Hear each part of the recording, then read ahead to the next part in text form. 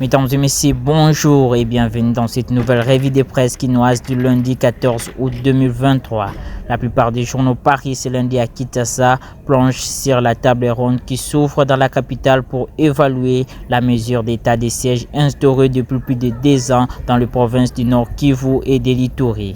Le Premier ministre Jean-Michel Sama Lukonde convoque la table ronde sur l'état des sièges de ce lundi à Kinshasa. Titre à sa une Africa News qui cite un communiqué de la primature. Selon cet hebdomadaire, Sama Lukonde Kyenge a convoqué ses assises au Palais du Peuple du lundi 14 au mercredi 16 août courant. Ces tabloïds précisaient que cette table ronde a une nature consultative et c'est pour cela que le chef des institutions de la République, le leader de la société civile ainsi que le gouverneur de province y prendront part.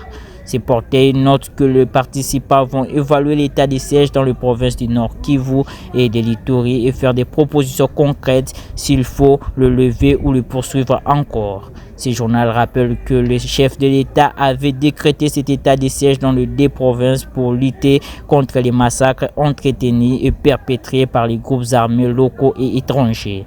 Depuis lors, indique Africa News, de voix se lèvent pour saluer cette initiative pendant que d'autres appellent à la levée pure et simple de cet état de siège. Sur ces chapitres, la prospective rapporte que cette table ronde s'éveille un cadre de réflexion sur les forces, les faiblesses et les autres contours de l'état des sièges. Ceci indique ce quotidien en vue d'éclairer et d'orienter la décision du président de la République sur le maintien, la qualification ou levée pure et simple de l'état des sièges. Par ailleurs, écrit ces tabloïds, c'est une mesure exceptionnelle et décriée par plusieurs acteurs sociopolitiques du Nord Kivu et de l'Ituri font des résultats sur le terrain où les violences armées perpétrées par les forces négatives ne font que s'accentuer. Ce journal fait savoir que plusieurs couches de la population, dont les acteurs politiques et ceux de la société civile, demandent que cette mesure improductive soit levée car à 6 mois de la tenue des élections, des acteurs politiques entendent voir de derniers levés afin de bien se lancer dans leur activité. La prospective note que les travaux préparatoires de cette table ronde sur l'état des sièges dans les 2 provinces concernées se sont clôturés le 23 juin dernier durant 4 jours. Le participant aux travaux, à savoir de membres du gouvernement, de députés nationaux et sénateurs, le président des ensembles provinciaux et leurs adjoints, le gouverneur civil remplacé par le militaire, les dirigeants de la FEC, les dirigeants de la société civile, ont réfléchi sur le contenu, c'est-à-dire le terme de référence et les matières qui seront débattues durant la présente table ronde. L'avenir précise que cette table ronde réunira au niveau institutionnel le délégué du président de la République, de l'Assemblée nationale, du Sénat, du gouvernement, du pouvoir judiciaire, des assemblées provinciales, du gouvernement provinciaux et du pouvoir coutumier. Au niveau de la société civile, poursuit ce quotidien, cette rencontre de 3 jours connaîtra la participation de délégués de confessions religieuses, de diverses organisations et associations reconnues, c'est de la Fédération des entreprises du Congo, ainsi que les experts.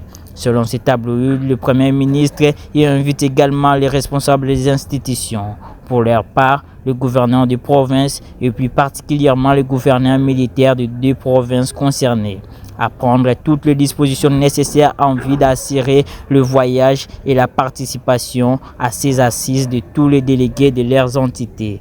Pour sa part, le potentiel écrit Ituri et Nord Kivu, le sort de l'état des sièges séjour à Kinshasa. Quel bilan en Ituri et au Nord Kivu en des années de prolongation continue de l'état des sièges? La question sera au cœur de 3 jours d'échanges et réflexions à la table ronde qu'organise le Premier ministre du lundi 14 au mercredi 16 août 2023 au Palais du Peuple à Kinshasa. On dit que c'est quotidien. Sous l'initiative du chef de l'État, Félix Tshisekedi, rappelle ce tabloïd, de nombreux délégués des institutions de la République, de la société civile ainsi que des experts sont appelés à lever une option sanitaire qui aille dans le sens de l'intérêt de la République, c'est-à-dire maintenir la sécurité et restaurer une paix durable dans la partie orientale du pays, spécialement dans les 2 provinces sous état de siège depuis mai 2021, à quelques 4 mois de la tenue d'élections générales prévue le 20 décembre 2023 sous souligne ses portails, la question ne devra pas être abordée comme un fait divers. Entre l'organisation paisible des élections et la sécurité des électeurs de l'Est du pays, rapporte ce journal, les participants aux assises du Palais du Peuple sont appelés à produire des résolutions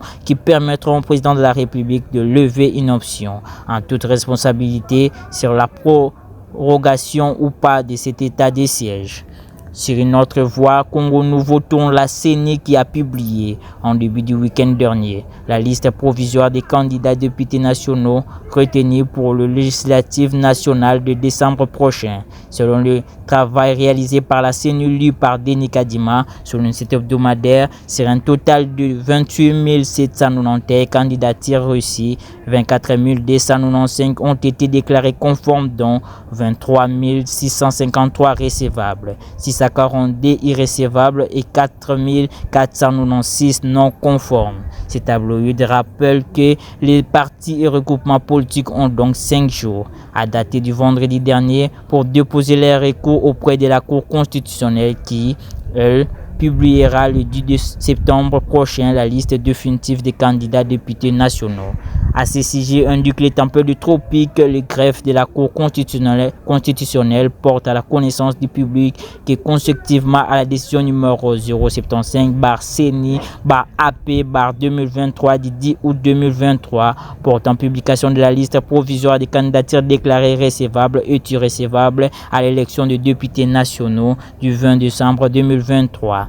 Le bureau chargé de réceptionner le recours sera aussi ouvert le samedi 12 août 2023 de 9h à 14h. Dans son communiqué repris dans les colonnes de ce quotidien, le greffe de cette haute cour ajoute qu'entre le 29 et 31 août courant, la CENI sera notifiée de ses arrêts. Du 1er au 4 septembre, fait savoir la tempête tropique, la Cour constitutionnelle va prendre en compte de ces arrêts.